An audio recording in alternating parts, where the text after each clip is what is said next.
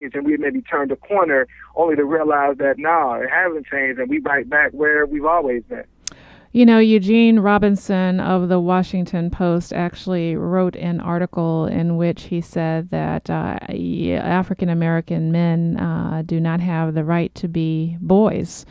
He said that those jurors knew that Martin, at the time of his death, was just 3 weeks past his 17th birthday. But he says, quote, "Black boys in this country are not allowed to be children. They are assumed to be men and to be full of menace." Your reaction? I agree 100%. I mean, I remember somebody sharing a study with me that said police officers, they actually study how police officers respond on the basis of race.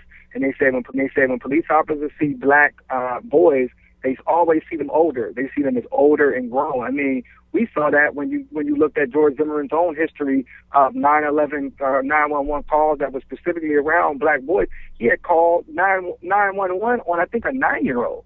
So, I mean, that's unfortunately, I mean, we've seen, there's footage of children as young as 5 and 6, children of color being arrested and handcuffed in school. Schools now are a school to prison pipeline, really preparing young people, from detention to suspension. Now you get arrested in school, there's judges in school.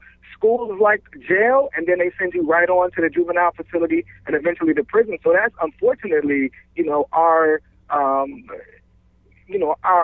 circumstance, our life here as young people of color in America. And what's interesting even about that is that it's ironic that that is the case, that and yet they're calling for the RoboCops that are in schools to actually become more armed. They're even calling for teachers to become armed, and I see that as a disaster waiting to happen with regards to. And the deep part is that there's been several cases. I just recently read a study